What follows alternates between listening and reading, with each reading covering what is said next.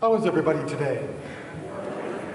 June is Gay Pride Month, and today we celebrate our brothers and sisters in the gay community, all the accomplishments that they have made and all the benefits they provided for many of us and this community as well.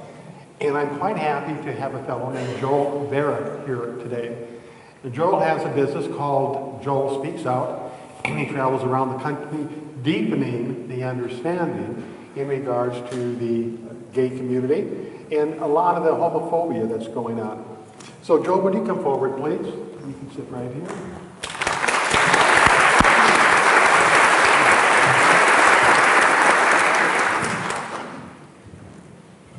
Thank you. Mm-hmm. Well, Joel, you've had a most interesting life, unlike anybody that I've ever known, and especially coming from a ministerial perspective, which you were at one time.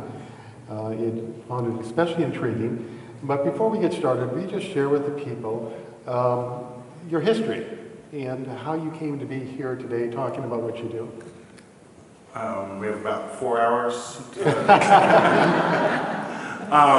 Okay, I have to think about the nutshell version of all of this, but grew up in a very, very conservative Baptist home.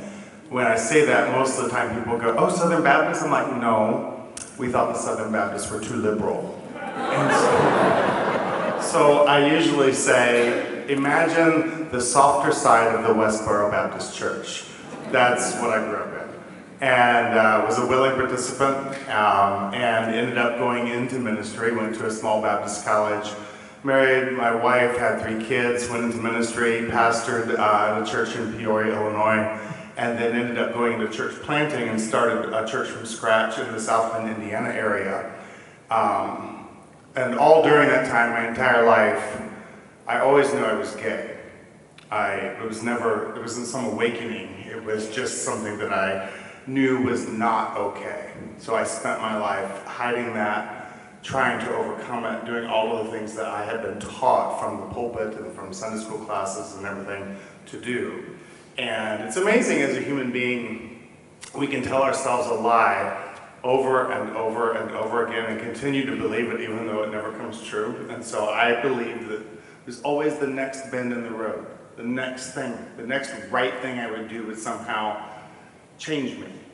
And so I spent 30-some years doing that and not finding success. And Maya Angelou says I'm going to get the quote wrong, but there's no greater burden than bearing an untold story inside of you.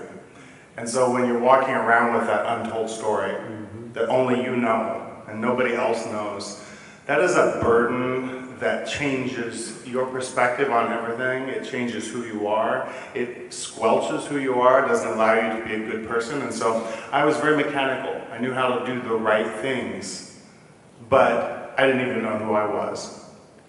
And I'm sure some questions will come up that will fill in some of these details, but long story short, it finally came to a head for me where I was like, okay, something's got to give. Still did not accept that I could ever be gay. In my book that's coming out this year, it's called Godly But Gay. And the reason it's titled as, a lot of people go, shouldn't it be godly and gay? I'm like, no, because in the world that I was in, the two could never coexist. You could either be godly, or you could be gay, but you could not be both. And so I made a last-ditch attempt by calling Exodus International, which was the largest ex-gay ministry in the world at that time, and ended up spending 3 years in ex-gay ministry, ex-gay therapy, or as many other terms, conversion therapy is a more popular term now that you hear, reparative therapy, all of these kinds of things. And I think you can tell today that was not successful. So now I write, speak, gather people around subject matters that oftentimes are difficult to talk about, and I encourage people to live authentic lives not controlled by fear and shame. That's what I do today.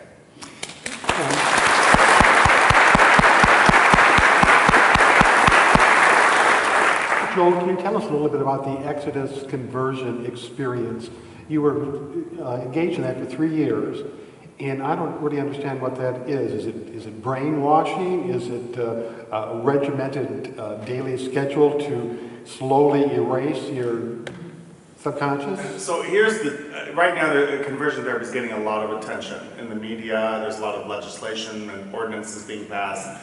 And I find that a lot of people really don't have a clue what it actually is. And the problem is there is no standard. This is not based in science. So basically, anybody who decides they want to practice some form of changing who you are and changing your sexual orientation can pretty much do anything they want to, write any books. And so it's different no matter where you go. I went through Exodus International. You've probably heard this term. My therapy was more of the pray the gay away style. So I would go to, I mean, they didn't use those terms, but that would be the best explanation of it. Spent a lot of time sitting in a counselor's office, rehashing everything that ever happened in my life and all of my upbringing, and just kind of a typical what you'd think of as a therapy session. Wasn't necessarily all bad. Some of that I actually did need to process and talk about. But the goal was to kind of figure out what it was that had made me this way. So it was based in the false science ideas of long ago that people are gay because, oh, you had an overbearing mother and your relationship with her was stronger. You had an absentee or emotionally absentee father, or there was some kind of sexual abuse in your background. So you spend all this time kind of just trying to connect the dots. And I somehow thought that if we could find the way to connect all these dots, I look back now and I go, I don't know what I thought would happen, but somehow I thought that would be the magic formula where I would go, oh, that's why I am this way, and somehow then I guess it would go away. And so I spent 3 years in group therapy, individual therapy, reading the books. I felt like the poster boy of ex-gay therapy at the time. And I went to retreats, and it was very intense. There was a lot of spiritual warfare kind of stuff in prayer where the counselor would be, binding evil spirits in the name of Jesus. And, at the time I didn't think that much about it, but looking back I go, that was crazy. It's crazy. Well, let me ask you this. Was there ever a time, as you went through this process, that you thought you might be moving into heterosexuality? Like just for a moment, aha, I think I got it? I had light bulb moments, a better understanding of who I was. Never once in my life was I ever sexually attracted to a woman, even though I have 3 children. You can make things work when you need to. And, but I never felt like a heterosexual person. And so I felt that somehow uncovering all these layers, peeling the onion is what it felt like, would somehow would reveal things that would change those attractions. And they refer to it as SSA, or same-sex attraction. So after 3 years of doing all of this and feeling like I was giving 110% to all of this, mind if I get up to illustrate this? No, please do. It was like, okay, let's say this is where I'm at, this is where I started, and that microphone stand over there is where my goal was to end up, and after 3 years, what I felt like I had accomplished is this. And that was really discouraging, because I'm thinking, man, my whole world is revolving around me, my sexuality, my thoughts, behavior modification, all of these things, and I'm going, this isn't working. And the funny thing was that everybody that I was involved with as far as like group therapy and going to retreats, they were all right where I was too. So I wasn't seeing even anybody that I could look at, other than a handful of national speakers who ironically have all come out since then, but who were speaking that were held up as examples. But 3 years of that, I started going, this is getting old. So I contacted my original counselor, who was the head of the state of Indiana for Exodus International, and he had referred me to a different counselor after a while because they were closer to me. So I contacted him because I'm thinking, well, this is the guy to talk to because he has the network. And I said, Brad, I am getting really discouraged in this. I sent him an email and I'm like, I need you to connect me to some guys a little farther down the road than me because I don't know any, I'm not seeing any, and I just need somebody to kind of be a friend and say, oh, Joel, just hang in there. It's going to be so much better. Just a little more. I just wanted that kind of encouragement. And I figured he should have a whole database of these people, right? Mm-hmm. This is an international organization. And he emailed me back and said he was sorry, but he could not do that. And I asked why. And he said, well, Pretty much everybody falls in one of two categories. One, this is something that was part of their life, but nobody ever knew about it. They're ashamed of it. They don't talk about it. They've moved on, closed chapter, end of story. We don't talk about this. Or two, this was a part of their life. They came in, they went through this, they got fixed, so to speak, and moved on. But they're afraid that if they were to talk to somebody like you, that they would just fall right back into it. So literally that day, I remember I had separated from my wife. I went to pick up my children from my ex-wife's house, and they weren't there. So I was sitting, I printed off, this is before the days of smartphones, I printed off this email and was reading it. And I sat in the front yard of the house that I had once lived in and was reading over that email. And I read it several times. And I just thought, so you're telling me I get to choose between fear or shame? And I stood up, I wadded up that email, I threw it down, and I said, then I'm done. I have a life to live. And I had a little conversation with God that day, and I said, God, if you are who I've been taught that you are, then you know me better than I know myself. And you know that I have given my all to this process. And you know that nobody wants to be not gay more than me. And so I said, but I'm done. I've done it all. I'm done. And I said, I'm going to live from this day forward as a gay man, and I don't even know what that means. But I said, you let me know if you have a problem with it, because I will be listening. So I'll do whatever you need to do. I don't care what it is. You do whatever you need to do to catch my attention and say, hey buddy, stop this. And I realize now that God said everything that needed to be said by saying nothing at all. Mm-hmm. Well, you're going through this. Did your wife know that you were gay? If you remember a day in the early 2000s when the earth shook and it was like the world was going to fall apart, that was the day I came out to my wife. So I did go through a process during ex-gay therapy where I realized that what I was dealing with was too big to keep to myself. I was pastoring a church at that time, and I realized that this thing that I was dealing with was requiring all of my time, energy, mental stamina, everything. It was so much bigger than I had realized. And my biggest fear was having to tell my wife, but eventually I realized it wasn't fair to her, and I wasn't sure what was going to happen.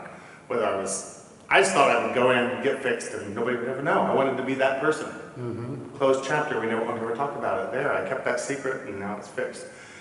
But I realized that I had to bring her into it. And so I brought her into the conversation.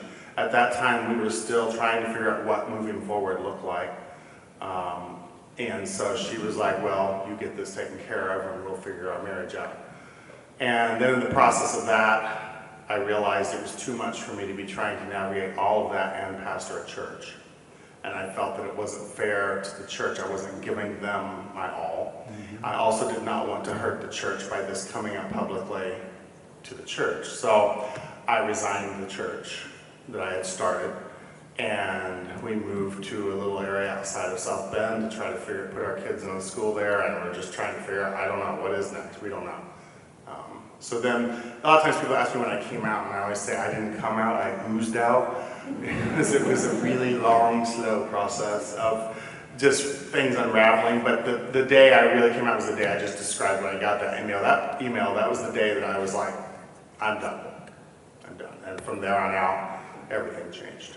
How did you explain it to your children, and how old were they at the time? I came out twice to my children. The first time they were, when their mom and I split up, they were in upper elementary, junior high. Two were in elementary, one was in junior high. And I had a conversation with them. I thought had a really great conversation with them. I don't even know what I said. It was really hard. And so I had this conversation, and they were like, okay. And I thought, wow, that went great. And then within a couple of weeks, I realized they had no clue what I was talking about. I don't know what I said, but it did not get through to them. And so it was probably, I don't know how long, maybe within the year, I had another conversation with them. And I told them, that time they got it, and it was hard for them to understand. There was no judgment or anything. It was just more like trying to wrap your head around it. They didn't want, I found it interesting, all of my kids, they were cool with me. That didn't change. They knew I loved them and was taking care of them. And at this point, I was taking more custody of them, and eventually I ended up raising my children. But they went through an uncomfortable time with school and their friends. They were like, I'm okay with it, but I don't want my friends to know. And what was interesting is for each of them, 9th grade was the turning point for them. And when they got into 9th grade, I think by then, my husband now, David, was in my life, and we were showing up at sports events and musicals and things at the school, the only gay couple in the school. So word was getting out. But what my kids discovered, thankfully this is how things have changed, that their friends were like, "You have gay dads? That is so cool!" So then it became a status symbol for them, and so suddenly they were like, "Yeah, we do. We have gay dads." And so it was a journey. And how's your relationship with them today? Has it continued to grow and Yes. prosper? Yes, I love them all. We have a good relationship. I have 2 granddaughters now as well, and they call me Poppy. They call David David, and I love my children. They love me, and they are all. Yeah, it's been a good life, and it continues to be a good life. What would you share with the audience in regards to what we can do to help deepen the understanding to a greater level of truth in regards to the equality of all creation? Well, I'm sitting in a church or a religious organization building, and this is a bigger answer to your question, but I think it covers it. If you go to pretty much any religious organization in this town, any church, temple, synagogue, whatever, probably somewhere in their written materials or in their language, verbally, somewhere is some form of the words that say, "Everyone's welcome." Doesn't matter which church it is, you choose it, they're going to say that.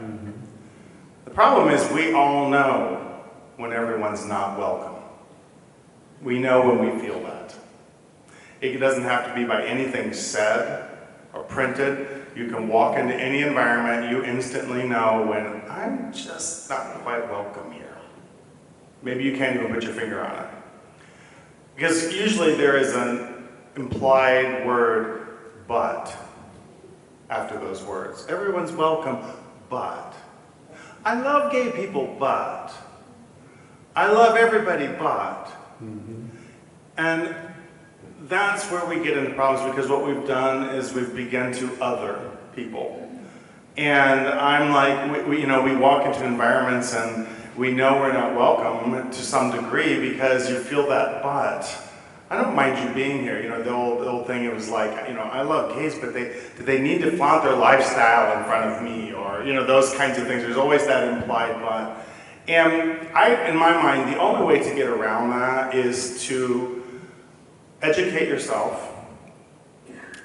Like, learn. Don't just learn from TV. Don't just learn from me today. But take the time to educate yourself about the LGBTQ plus community. And secondly, if I look around this auditorium today, I see a lot of like faces. And we naturally gravitate towards people like us, who look somewhat like us, who are in our general age bracket, who share our interests, who act like us, who like, so on and so forth. And it's very easy for us to fall into this trap of only being around people like us. And then what happens by that is then we look out at people not like us and they become the other, whether we intend to or not, through that unconscious and sometimes even conscious bias. And so the path to equality in my mind is when we educate ourselves, we start being purposeful about saying, I need to involve people in my life that don't look like me, that don't think like me, that have different experiences than me. So let me tell you a quick little story. I'll never forget the first time I knowingly met a transgender woman. And I say knowingly because you all have transgender friends. You may just not know it. Because we have this idea of what a transgender person looks like, and that somehow if they don't look like that, then they can't be transgender. Well, I went with a friend of mine, a man that I was seeing, one of the first men I saw after I came out, and he's like, hey, I want you to come meet this friend of mine. And I didn't know the term transgender at that time. We use a lot of now would be considered very inappropriate terms for transgender people, but I'd never met that I knew a transgender person. So honestly, because of that, because my circle had been so much like me, I'll be honest, I was freaked out. He said, I'm going to take you to meet this friend of mine. He's like, I'm the one that helped her go through her surgeries. I took her to the hospital and all of a sudden, and I'm sitting here thinking, I don't know what I thought, but I was honestly kind of scared and freaked out to go meet this person because they were so different from me and I couldn't relate to any part of that in my mind. And so we went to this little gay bar in the middle of the day to have a drink and we sat down and her name was Tracy Love. And we sat down at this bar and I'm sitting there looking at this woman and just kind of like quiet. And they're talking. So I'm sitting there listening to them talk. And after I took in all the visual parts for me, I'm just processing who this person is, thinking about all she's been through and thinking about how I don't relate to this. And I'm kind of freaked out by all of this. And then after a while, I just started listening to them talk and I realized they were talking about her job. They were catching up on what each other does for work. And they were talking about the cats. She loved her cats. And, and the more I sat there, the more suddenly I went, wait a minute. This woman is just like me. She's just living her life. Feeding her cats, working her job, cleaning her apartment, having drinks with friends. And to me, that was the moment that I went, oh, it's so simple. But if I'd never taken the opportunity to be around people that are not like me, then I don't ever end up viewing anybody as equal to me because I haven't given them an opportunity, nor have I given myself an opportunity. So I really believe the path to equality is something as simple as just getting to know people different than you so that you can realize they're really not that much different than you. Thank you, very interesting. One last question. Say you go to certain places, whether it be a church or whatever, you can really feel the minute you go in there, whether it's a full embrace or if it's just trying to be politically correct or whatever. What was your feeling when you walked in here this morning? Well, I'll be honest, I don't go to church. So being back in a church building or a temple or anything religious, it's always a little surreal for me because this used to be my job.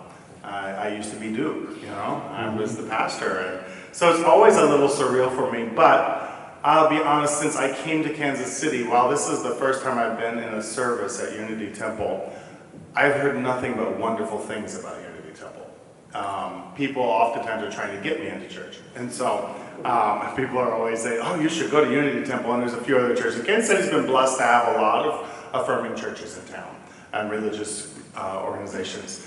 So I think I had a preconceived idea. I have always felt like I knew that Unity would be a place that if I chose to be a part of, I would be welcome, because I've always heard that. I will say that I was greeted with nothing but beautiful smiling faces and hugs. And so I'm not uncomfortable at all here. And I really appreciate the reputation that Unity on the Plaza has in this community because I've just always heard such wonderful things. Mm-hmm. Thank you for saying that.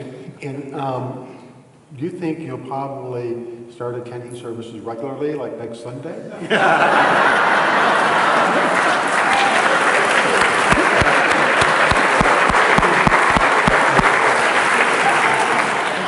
that is it for now. We're going to watch a 9-minute video now that's part of the gay art festival that's coming up.